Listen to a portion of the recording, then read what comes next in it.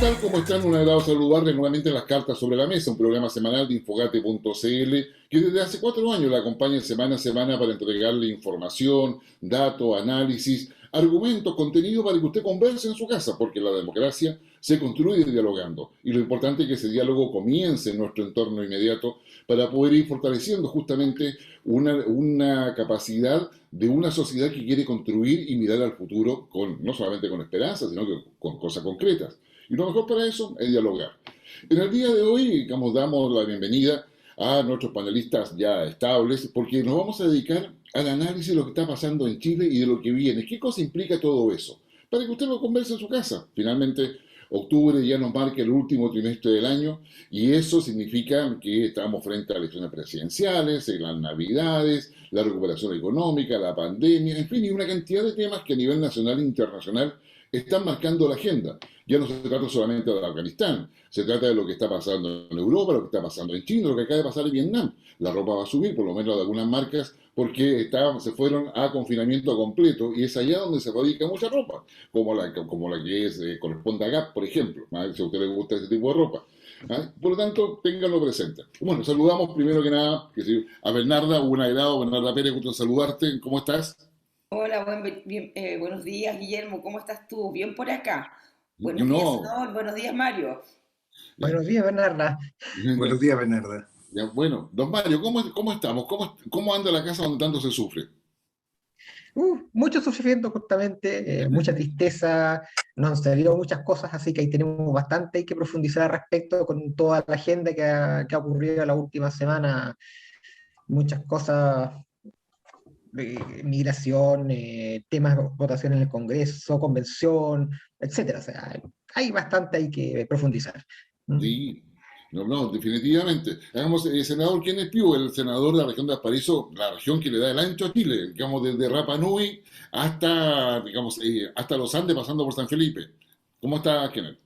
Muy bien, muy contento porque la verdad es bastante actividad, además en la región Valparaíso, en donde se inaugura siempre los días 1 de octubre el Mes Nacional de la Ciberseguridad, que fue una moción de parlamentarios y como eso fue en el Senado, que está en Valparaíso, lo vamos a hacer. Así que contento también por poder contribuir a aumentar el conocimiento en el país en estos temas.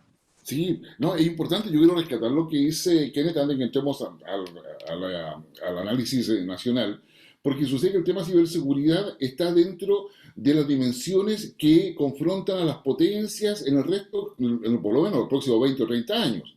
Las potencias, estamos hablando de China, estamos hablando de Estados Unidos, de los países de la Unión Europea, de Reino Unido, de India, por ejemplo, están interesadas en el control del espacio exterior, están interesados en el control oceánico, no solamente de las rutas marítimas, sino del acceso a todos los recursos que existen bajo el mar, ¿ah? Incluyendo los peces, por supuesto, que es una fuente de alimentación y muy importante, digamos, a futuro. Y también lo que es el ciberespacio. Y todas esas tres cosas, esas tres dimensiones cruzadas por la tecnología. En consecuencia, si usted no está preocupado de ciberseguridad en términos individuales, personales, las claves, todas esas cosas que tanto se remiten, y las empresas, los estados, no se preocupan de eso, créanme que lo van a pasar muy mal en el futuro, porque todo va a estar en la nube. Una nube que, como ya sabemos, no se encuentra en el espacio, sino que se encuentra bajo el mar, a través de todos los cables, que es lo que nos ha enseñado a quienes Piu que se ha especializado en todo esto. Pero vayamos a nuestra agenda. Bernarda, ¿qué cosas son los elementos más relevantes que tú ves de la política chilena y que habría que destacar para que vayamos profundizando posteriormente? Preguntas que le voy a hacer a cada uno de ustedes. O sea, yo creo que esta semana ha sido una semana bien agitada para todos los chilenos, pero especialmente a quienes nos gusta el ámbito político. Entonces estamos atentos a eso. Yo creo que no podemos desconocer y partiría por lo que sucedió el fin de semana en el norte con el tema migración, ¿no? Eso es especialmente, creo yo, relevante para mirar una situación que no solo es nacional, sino además es una situación del mundo. El mundo está migrando como un primer elemento. Lo segundo sería la relevancia que tiene para Chile, para nuestro país, lo que ha sucedido en la convención. Creo que está teniendo los plazos sus respectivos reglamentos. Eso implica que el itinerario, digamos, el tiempo que se dedicaron ellos para decidir cuándo van a empezar a escribir esta nueva constitución parece que se va a dar.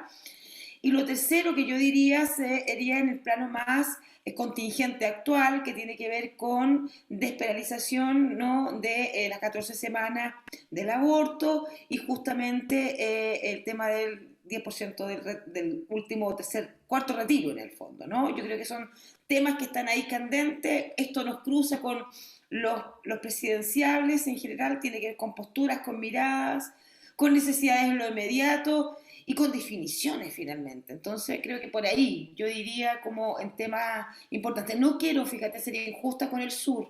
Yo creo que lo que sucedió en Caragua la semana pasada también es relevante. Ahí hay situaciones, la Araucanía es un temazo, ¿no? Y pasan cosas, se siguen incendiando, ¿no?, vehículos.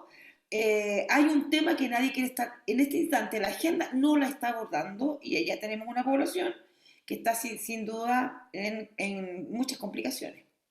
No, no, sin lugar a dudas. Y la zona sur es un tema donde los hechos de violencia se han vuelto frecuentes, se han intensificado, algunos de ellos casi todas las semanas, o prácticamente todas las semanas, y lamentablemente está entrando como una suerte de normalidad. O sea, se asume como una cosa que pasa permanentemente y claramente da cuenta de una insuficiencia del Estado en general para hacer frente a todo ello. Pero hablando de Estado y hablando de gobierno, ¿cómo está el gobierno, Mario? Está ahí, digamos, se ve poco, o pareciera ser que o dice poco, o cuando lo dice, no lo dice cuando corresponde. ¿Cómo se ve la situación dentro de esa casa donde tanto se sufre?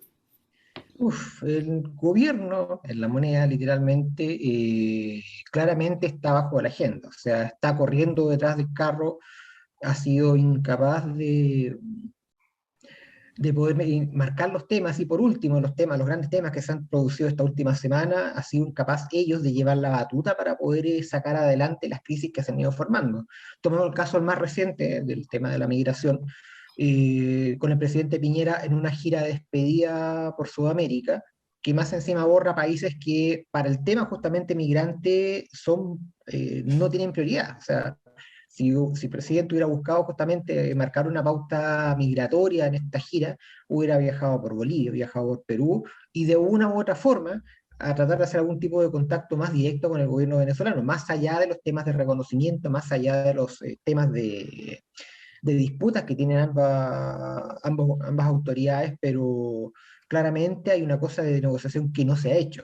Al final el presidente terminó viajando por Colombia, que es un aliado estratégico, claramente, pero con Paraguay y Uruguay, donde si bien hay cercanías políticas, estratégicamente en estos momentos, la incidencia para el país, para la política, para lo que necesita el gobierno en forma urgente, la relevancia es prácticamente cercana a cero, ¿no? Y también queda claro que el presidente se demoró 2 días para enviar un mensaje desde Uruguay respecto al tema de los migrantes.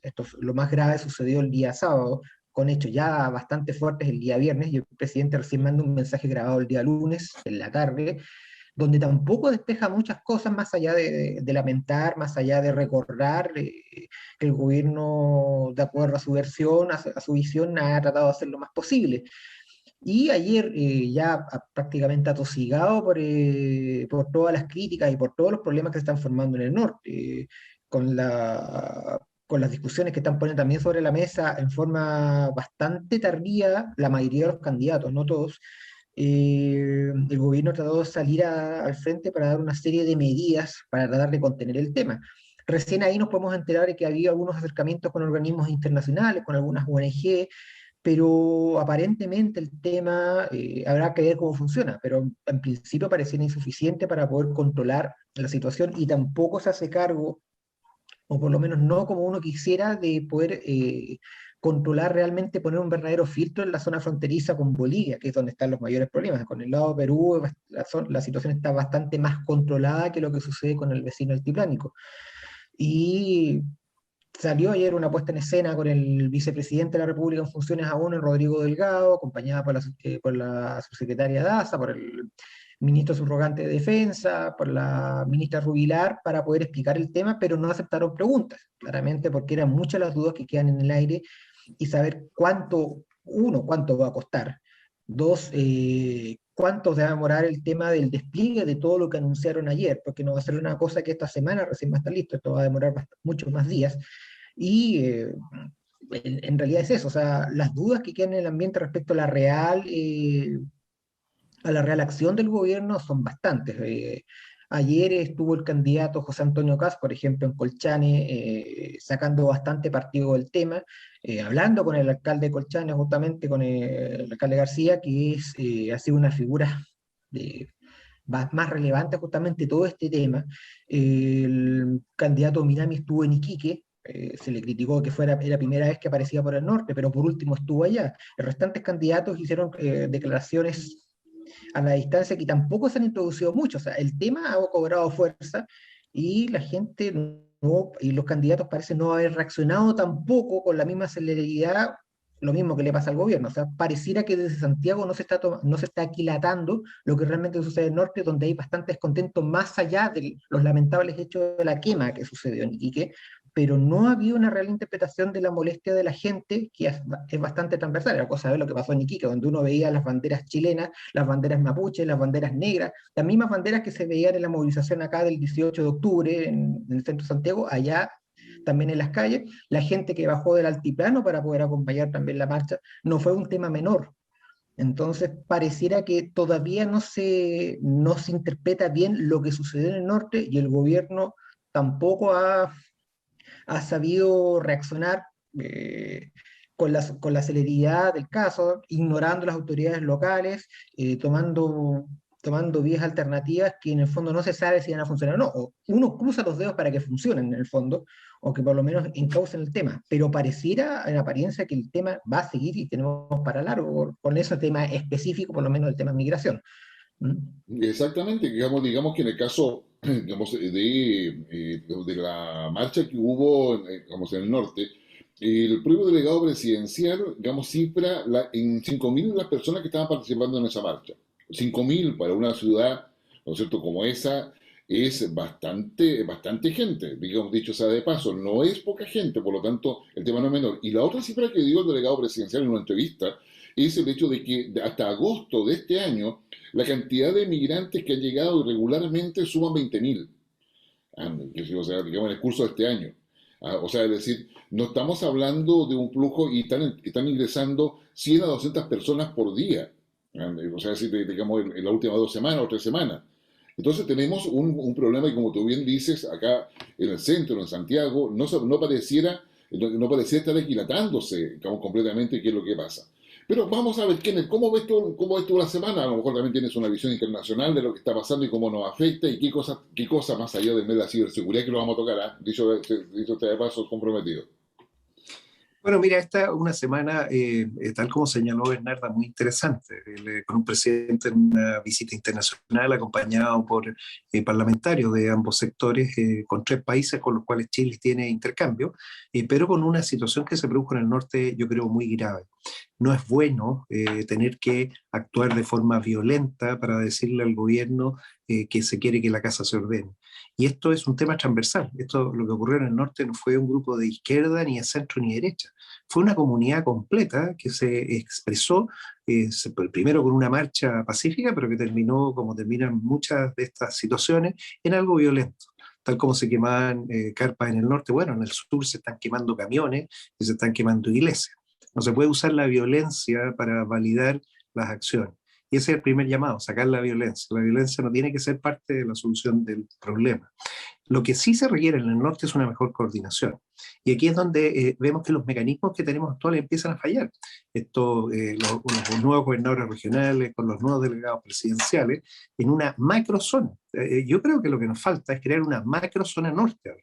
Tal como tenemos la macrozona sur, necesitamos coordinar una macrozona norte que integre todos los recursos y esté preocupado de este problema. Porque lo que está pasando en América Latina, y tenemos que decirlo con claridad, es una crisis humanitaria, producto de una descomposición de un Estado, no quiero calificarlo un Estado fallido, donde ha tenido que salir mucha gente de forma forzada. Si uno dice, mira, la migración está bien, yo estoy buscando nuevas oportunidades, todo lo entendemos. Mi familia viene de inmigrantes de principios del siglo pasado, pero también buscando oportunidades, no siendo desplazados. Aquí lo que enfrentamos es una crisis de desplazados, de gente que está sin nada, que nadie los quiere y que tenemos que hacernos cargo.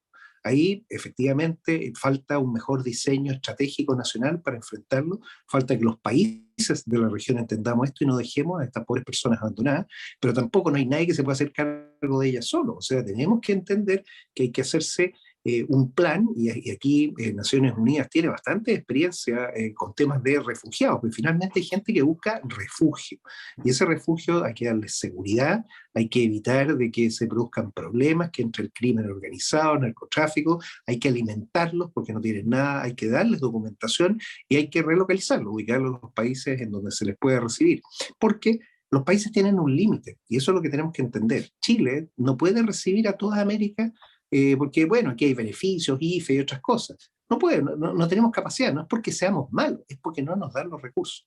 Entonces ese límite es el que nosotros tenemos que tener conciencia, es ser claro y saber que hay hasta un cierto momento. Y el resto de la comunidad internacional tiene que venir a ayudarnos. Y este es un tema global, insisto, es un desplazamiento masivo que está ocurriendo, le está pasando a muchos países, es lo mismo, pero no queremos enfrentarlo de esa forma, queremos que solamente con las herramientas tradicionales. Yo cambiaría la estrategia, Guillermo, si seguimos haciendo más de lo mismo, la violencia va a aumentar, la gente se va a desesperar y vamos a empezar a tener actos violentos, xenofobia, que es la que no queremos, y eso desencadena una descomposición social tremenda. El no respetar la vida, no respetar a las personas, ¿no? El no respetar la democracia. Nadie tiene la autoridad para saltarse el Estado de Derecho. El Estado de Derecho hay que aplicarlo, reglas claras y cumplirlas, pero ahora está todo desordenado.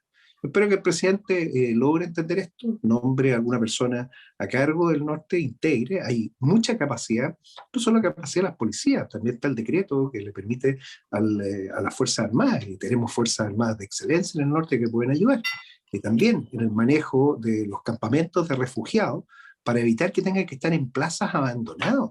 Si yo te digo, yo prefiero tener algo sistematizado que existe incluso cuando hay catástrofes. Tú organizas carpas, letrinas, comedores, están con seguridad, tienen iluminación, se le da todo lo que se necesita y además se busca cómo relocalizarlo.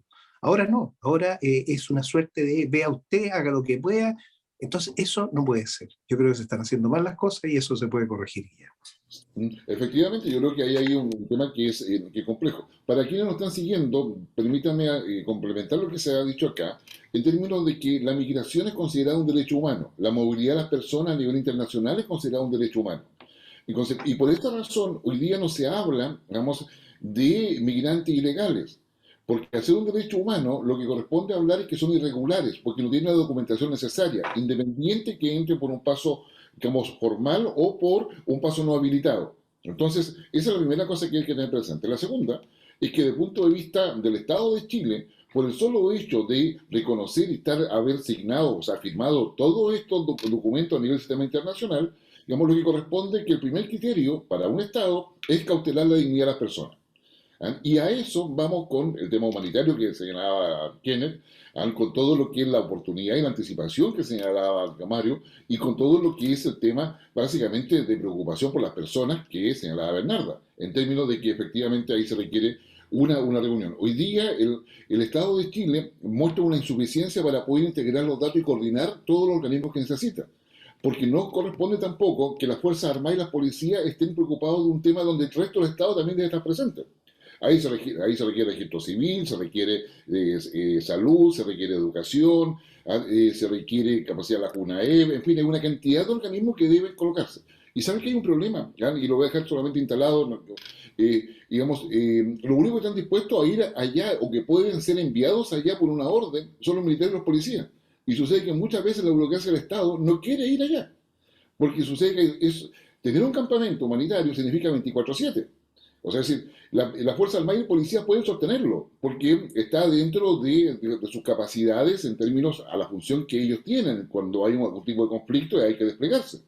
Pero sucede que mucha gente de la burocracia estatal, de distintos ministerios, no está dispuesta a irse para allá. No está dispuesta a cumplir la función pública que le corresponde, no obstante que eso llevará todos los beneficios que correspondan a una movilización de esa naturaleza. Entonces tenemos un problema dentro del Estado también. Hay un problema de Estado, cómo eso se coordina y cómo se logra enfrentar una situación que el primer criterio se hace por la dignidad. Hoy día el gobierno contactó a UNICEF, desconozco por qué, porque está la ACNUR, está la Oficina de Migraciones de Naciones Unidas, hay una serie de otros organismos con mucha experiencia a ese respecto, y yo creo que acá se requiere, digamos, una acción mucho más rápida. El Hogar de Cristo y varias otras entidades recién piensan que van a tener un campamento a finales de la primera quincena de octubre, digamos, recién ahí. ¿Ya? Y entre medio estamos con las residencias transitorias, que, digamos, requieren definitivamente algún tipo de organización. No sé si alguno de ustedes quiere hacer algún alcance. Disculpen que me haya extendido un poco. Sí, yo solo quisiera, quisiera, Guillermo y mis amigos acá, panelistas, compartir con ustedes. Yo comparto que efectivamente también así lo siento, que migrar es un derecho y como bien decía el senador, este es un país que se ha constituido por migrantes, en el norte, en el sur, en el centro y de alguna manera, ¿no? Es parte también de nuestra historia como país. Por eso es muy vergonzante, a ver, da mucha vergüenza, ¿no? Lo sucedido en el norte el fin de semana y en lo personal a mí me avergüenza esa forma, digamos, de mirar a quien ha migrado y que claramente no sale a migrar porque quiere tomar el sol, y deja su país porque claramente no lo está pasando bien en su país. Entonces, yo quiero como empatizar con eso. Y lo segundo, quiero decir que efectivamente en el caso de Cochrane, como bien tú decías, Guillermo, entra gente diariamente, pero esto está sucediendo hace más de un año continuamente. Entonces, el tema es que lo tenemos hace mucho rato presente. Y aquí yo me hago dos preguntas. O hay desidia, ¿no?, para enfrentar los temas y pensar que este era un tema que iba a pasar y se iba a pasar solo, ¿no? O efectivamente acá hay algo que no se quiere abordar. Entonces, a mí me pasa, como bien decía el senador y decías tú, y también lo mencionaba Mario, tenemos de alguna manera una forma de abordarlo en términos de logística. Aquí las Fuerzas Armadas, en general, voy a decir, están preparadas para situaciones de desastre, ¿no? Entonces, ante una emergencia actúan, ¿no? Y eso implica, como bien decían, campamento, tienen infraestructura, estas carpas gigantes, qué sé yo. Esas son decisiones políticas. Así es. Entonces, es este gobierno, creo yo, porque el tema de migración no es solo de este gobierno, también quiero decir, hay que ser justa. Pero los gobiernos no heredan problemas, ¿no? Como bien decía Angela Merkel, ¿no? Que acaba de terminar por 15 años su proceso de conducir a Alemania, sino los gobiernos lo que hacen, enfrentan los problemas, porque lo saben. Por eso quieren conducir el país. Estos candidatos presidenciales saben los problemas que tiene Chile. Por lo tanto, tendrán que enfrentar esos problemas. No heredan nada, vienen para solucionarlo, ¿no? Entonces, la solución que yo creo que este gobierno tiene que enfrentar es decir, por eso es una decisión política, y eso tiene que decidirlo. O lo enfrenta con con nuestros vecinos, como lo ha hecho la ONU, como lo ha hecho la Unión Europea. Alemania, para volver a traerla aquí, entró 1 millón de migrantes sirios. Y tuvo para Angela Merkel un efecto importante en la última elección, pero fue una decisión política, ¿no? Entonces, ¿y por qué la UNICEF? Yo creo, Guillermo, acá porque hay muchos niños, hay mujeres y muchos niños. Hay niños que están migrando solos también, ¿no? Y eso también es un tema. Y yo quiero referirme a la marcha porque la marcha fue, mira, yo creo que una cosa es hablar desde la migración de Santiago y lo otro es vivir con la migración en lo cotidiano en el norte, ¿no? Entonces, aquí hubo una olla a presión que se dejó, ¿no? Y que explota. Y explota de la peor manera, ¿no? Pero además con acciones xenófobas, ¿no? Y con conductas xenófobas, pero además una marcha que es antimigrante, una marcha que no estaba autorizada, porque cuando está autorizada las marchas tienen ruta, tienen alguien que se hace responsable, bueno, no está autorizada. Hay una convocatoria, esa convocatoria vino también de un sector, y yo creo que eso también es relevante. Yo no quiero pensar que nuestro país es xenófobo, allí hubo presiones de conducta de algunas personas, que además espero que la Fiscalía las identifique y procesen como corresponde. Yo creo que si hay algo de la institucionalidad que funcionó, fue la Fiscalía frente a un hecho que a mí me parece repudiable, y espero que repudiemos todos, nuestra audiencia también repudie, porque efectivamente, ¿qué tiene que ver? ¿Cómo voy a quemar un coche? Le quité lo poco y nada que tenía. En tercer lugar, Guillermo, creo que era relevante no solo armar un campamento, no tienen baño, ¿sabes? Toda esa gente no tiene baño, entonces ya es la inhumanidad completa. Entonces, ¿cómo no quieren que se asienten? ¿No será mejor tener un campamento, controlar allí, que tengan sus necesidades básicas? No, porque la explicación es que si poníamos eso, capaz que piensen que es una instalación permanente.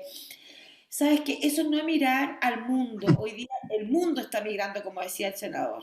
Miremos a Europa. Los cruces son sistemáticos, ¿no? Y eso dice en relación con que hay un reorden mundial que implica también el tema de la migración y que la gente cruza fronteras buscando mejores horizontes. Eso diría yo, y además, y si pensamos solo en Cochrane, Cochrane son casi 3.000 habitantes. Tiene un policlínico, no alcanza a hacerse FAM, no alcanza a hacer, no, es un policlínico. Entonces todo está superado, ese alcalde está superado, ¿no?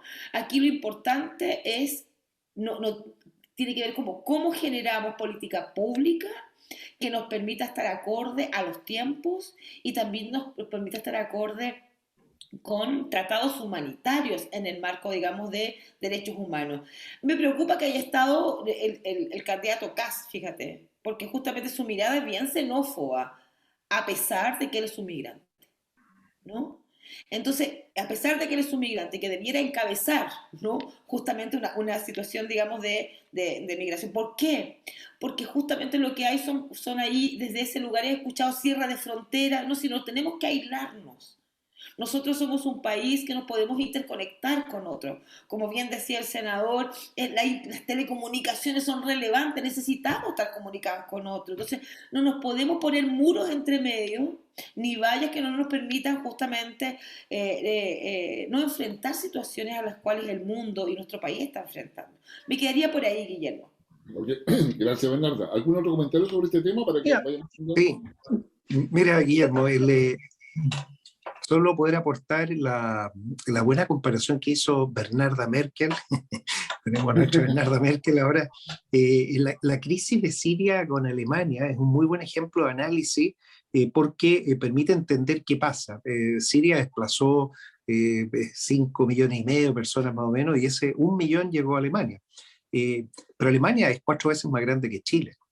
O sea, es como si aquí hubiesen llegado solo 250.000 inmigrantes. Entonces, yo quiero poner primero en comparación los porcentajes. ¿Qué significa los porcentajes en la población nacional? ¿Qué es lo que hace que las personas empiezan a reaccionar de forma agresiva cuando estos porcentajes son muy grandes? Las migraciones, cuando son demasiado rápidas, generan problemas muy grandes. Eso es lo que tenemos que regular. O sea, migraciones siempre van a haber, pero si estas ocurren en forma espontánea y demasiado rápida y no se pueden controlar en el sentido de darle lo que las personas necesitan, lo que señalaba Bernarda, ¿sí? El tener acceso a un baño, lo mínimo, la mínima dignidad. Ese problema es el que tenemos que entender que se ha producido, que es una cantidad superior a la que otros países han tenido que recibir en proporción en muy poco tiempo y que probablemente esto no se haya detenido. O sea, en el caso de Siria se detuvo y ya está controlado. Entonces, esto va a continuar.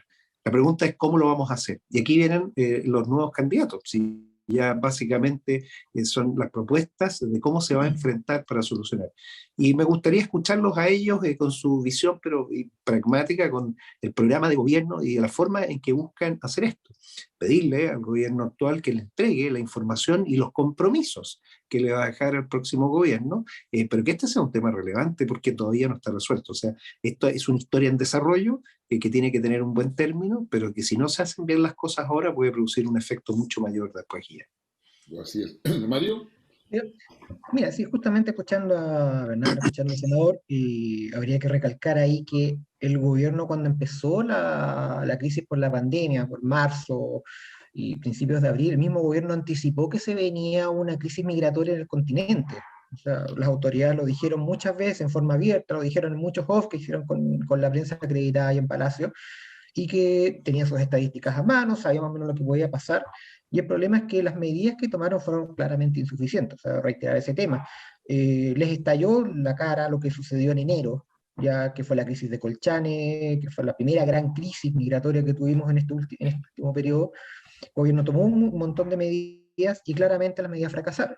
Así le preguntó directamente a varias autoridades, a varios candidatos, a gente del oficialismo, si efectivamente consideran que es un fracaso. Nadie quiso ni siquiera defender directamente al gobierno, o sea, todos de una u otra forma asumieron que lo que se hizo estuvo mal.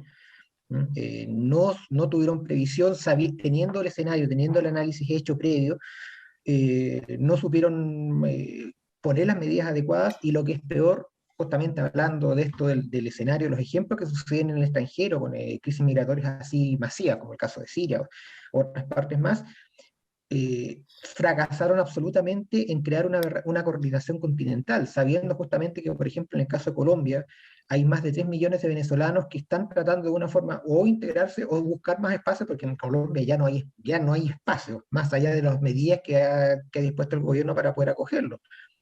Pasaron en Ecuador, pasa lo mismo. En Perú hay muchos más migrantes venezolanos que acá en Chile. Muchos de los que están llegando ahora justamente son la gente que estuvo mucho tiempo en Ecuador y Perú, tratando de una u otra forma de ganarse la vida. O sea, y tratando de no sonar quizás un poco despreciativo, espero que no se me entienda así.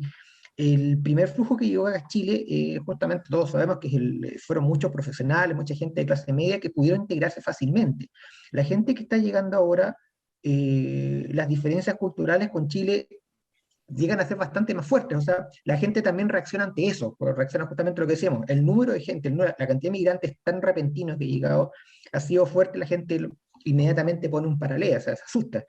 Y las diferencias culturales ha sido bastante fuerte. O sea, aquí en Chile estamos bastante acostumbrados a mirar de una u otra forma el ombligo. O sea, estamos muy encerrados justamente, nos falta comunicación con el resto del mundo.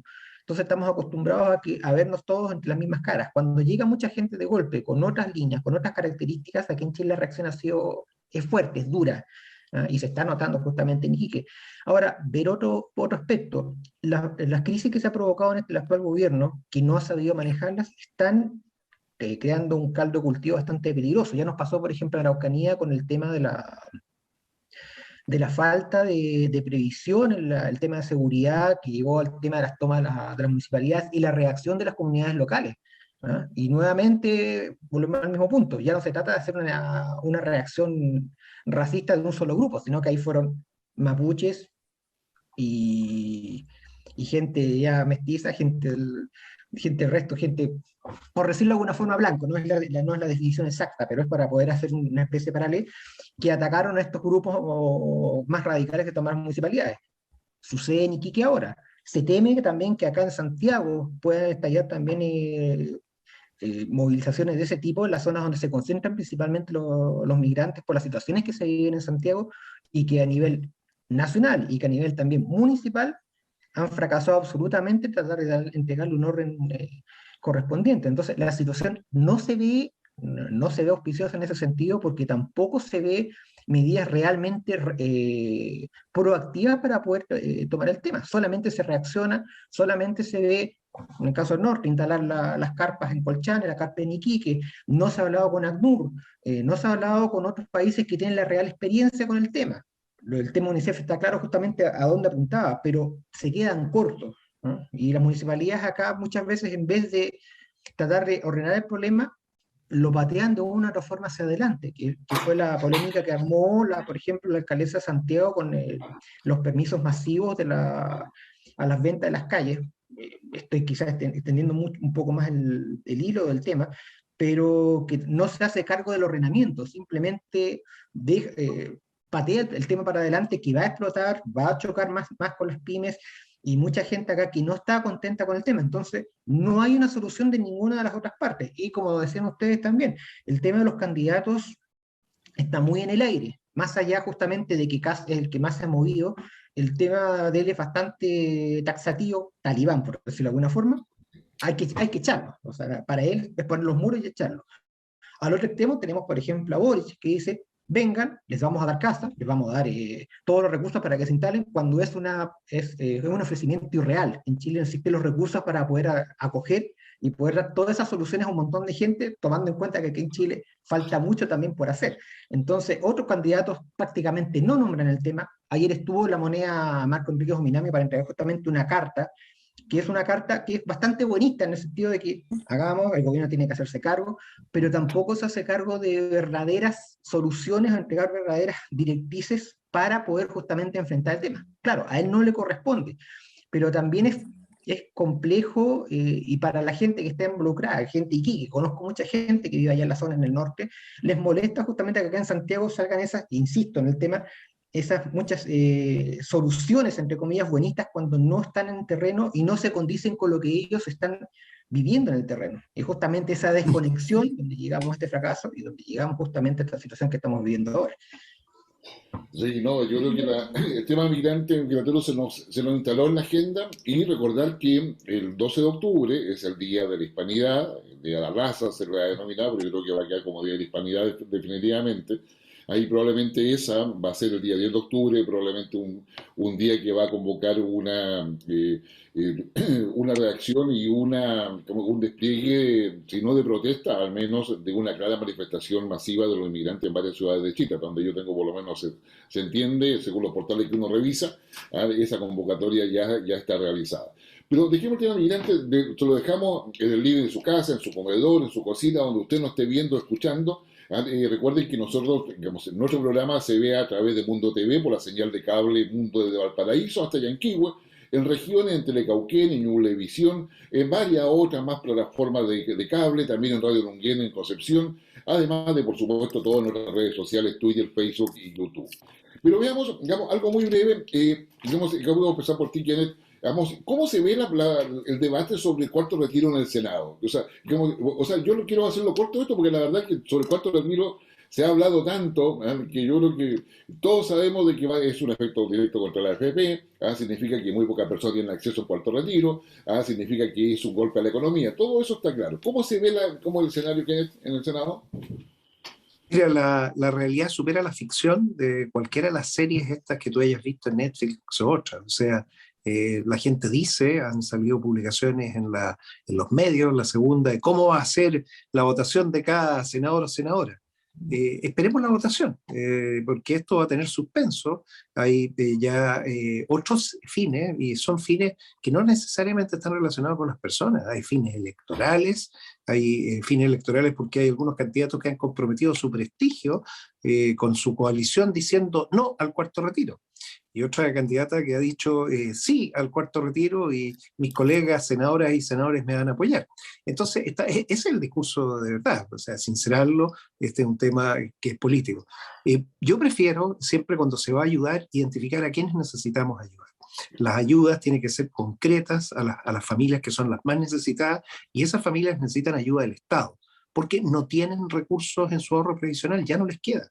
Entonces, si vamos a ayudar, se tiene que ayudar a los que realmente lo necesitan. Y por eso el apoyo del Estado es lo primero. Lo segundo, analizar el comportamiento de los retiros anteriores.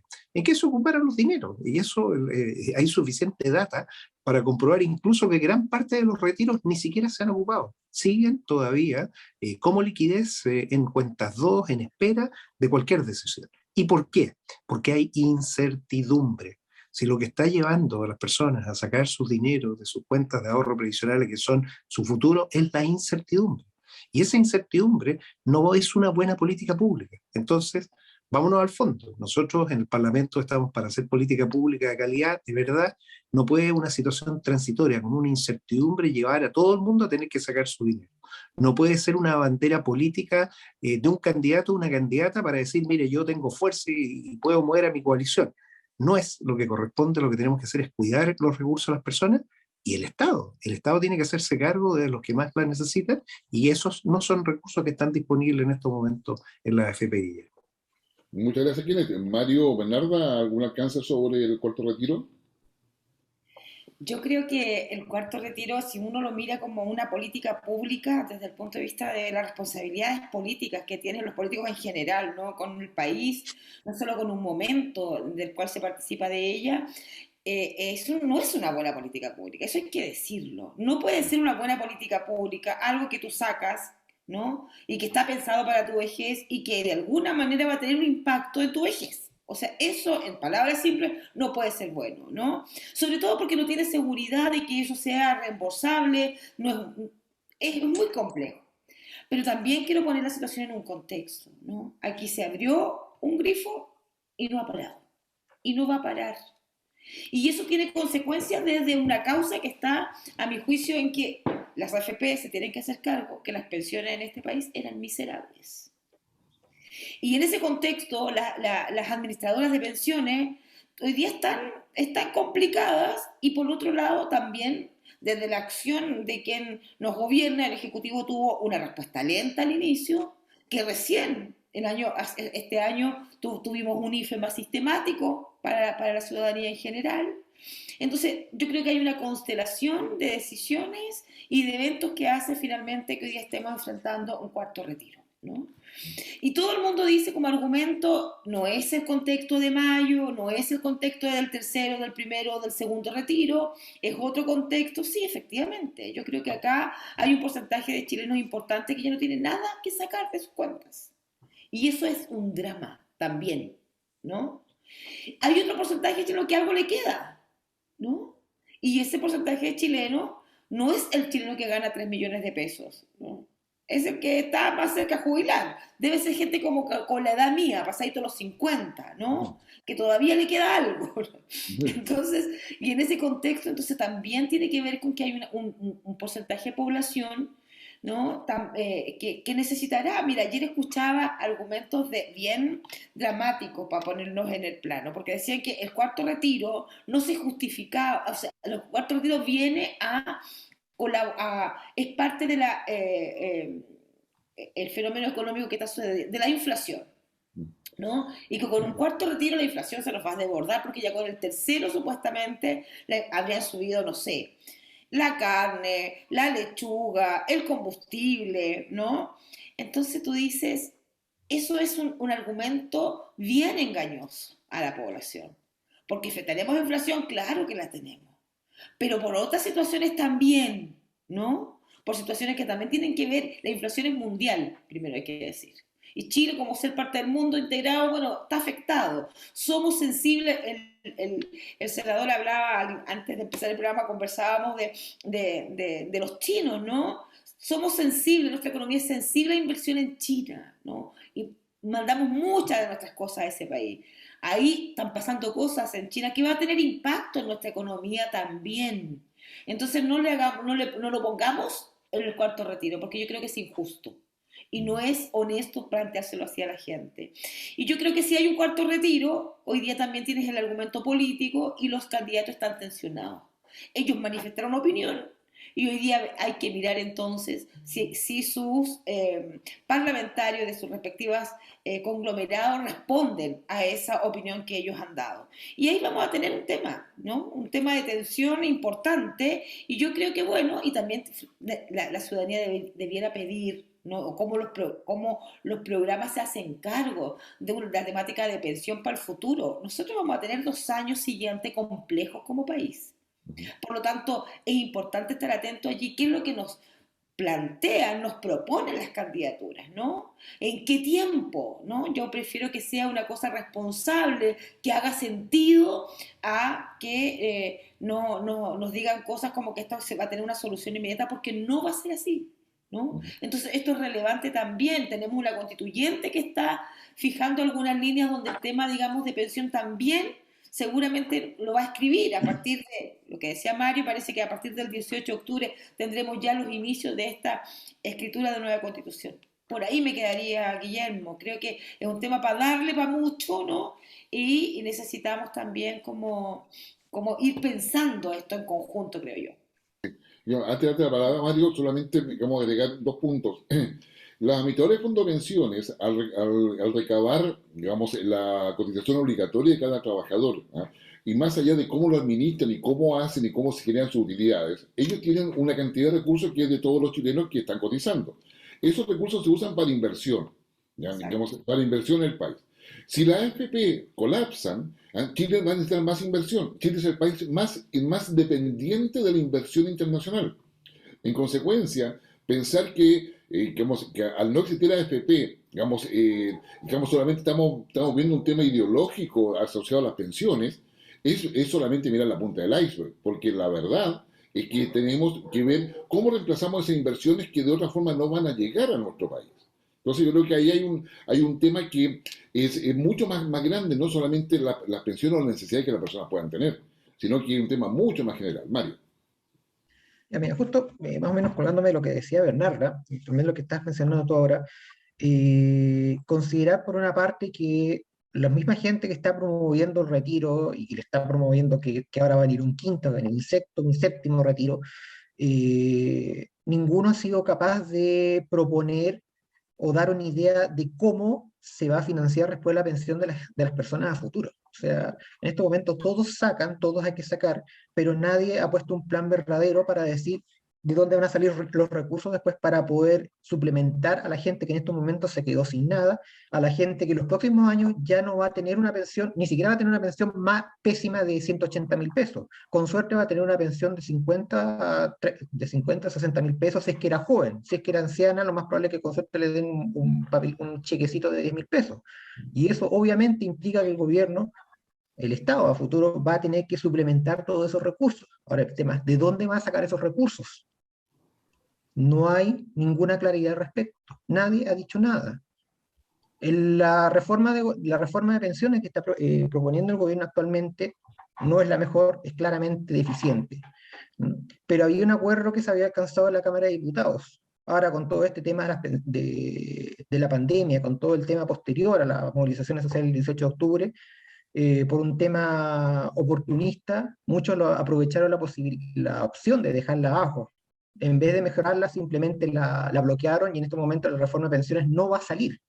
La llamada ley corta está en el filo, está literalmente, aunque suene feo, como lo general en este momento porque no se sabe si va a salir o no. Pero entregaba por lo menos un marco que era mejorable a futuro. Claramente las AFP hay que reformarlas, hay que hacerle muchas mejoras. El sistema, si ya era malo en principio, con las sucesivas reformas de los años anteriores, que se balanceó solamente a beneficiar a un solo lado de la gente, a un solo lado, en este momento en el caso de las mismas AFP, pero a la gente la dejó mucha indefensión. Pero tampoco era, no se trata que sea la panacea, pero tampoco era el demonio encarnado, como muchas veces se dice. El problema es que después el fondo que se pretende crear a futuro, un fondo solidario, general para todos, tiene que financiarse de alguna parte.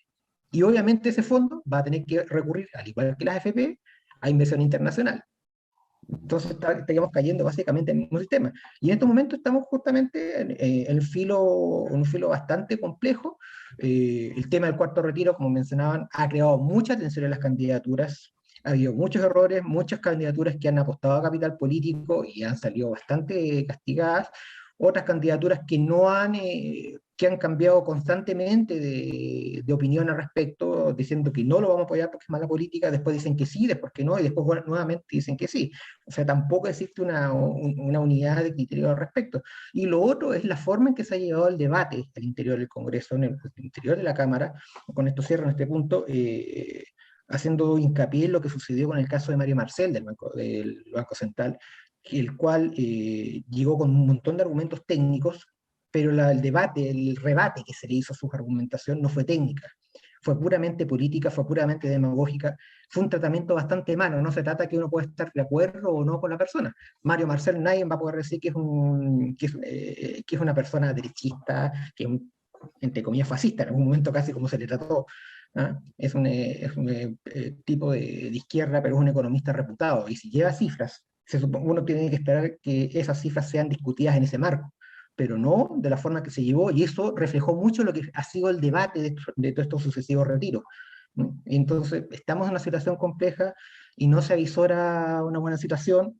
No se sabe al final qué va a suceder en el Senado porque los partidos no están alineados, todos cambian a última hora, y después de esto claramente va a venir un quinto, un sexto, un séptimo retiro, y no se sabe qué va a pasar al futuro con el tema de las pensiones. No, digamos, es bastante complicado. Ya nos quedan pocos minutos ya. Digamos, lo recuerdo que estamos en la carta sobre la mesa y infogate.cl. Hemos abordado diversos temas y nos van a quedar varios temas pendientes, dicho sea de paso.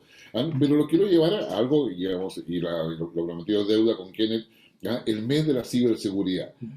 Digamos, además, un mes de la ciberseguridad donde entra en vigencia completamente, digamos, la ley de transformación digital del Estado, que va a ser un tema no menor, o sea, ni para la Convención Constituyente, al que muchos de ellos probablemente no se imaginan lo que es la transformación digital del Estado, ni para el resto de los organismos públicos que tienen que ponerse al día con todo eso, y a la ciudadanía que va a tener un Estado digital.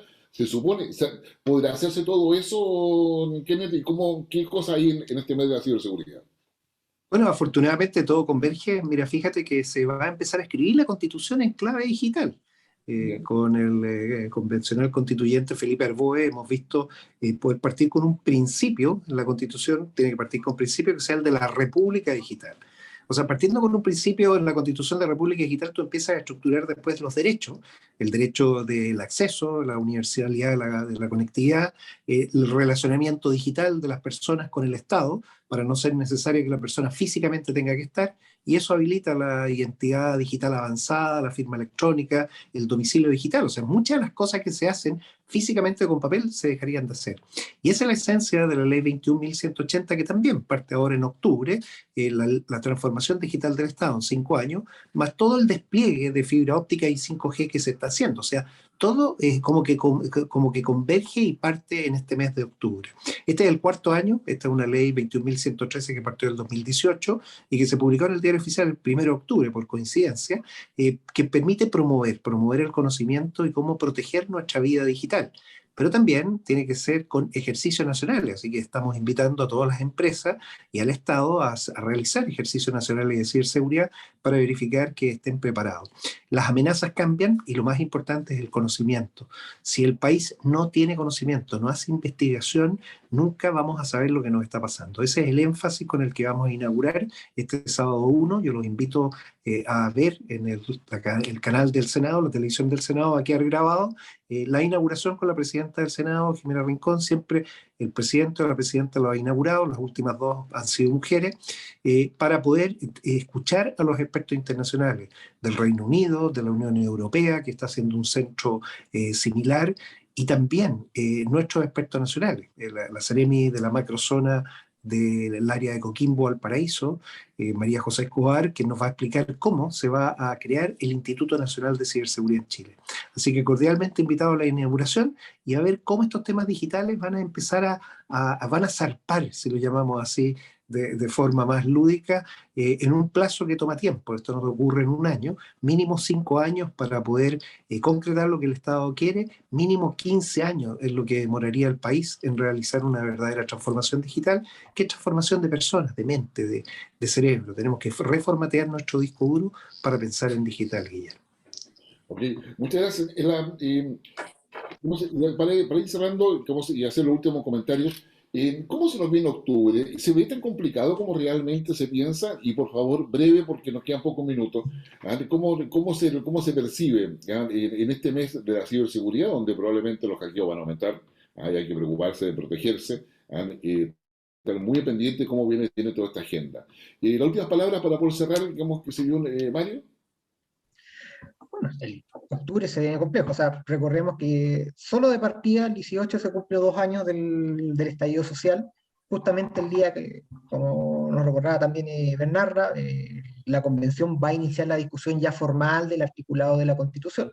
Es bastante, se pueden esperar bastantes cosas en ese sentido. Tenemos muchos debates presidenciales en este mes también, así que hay que estar atento cómo evoluciona la presentación. Un tema justamente con lo de ciberseguridad que mencionaba Kenneth.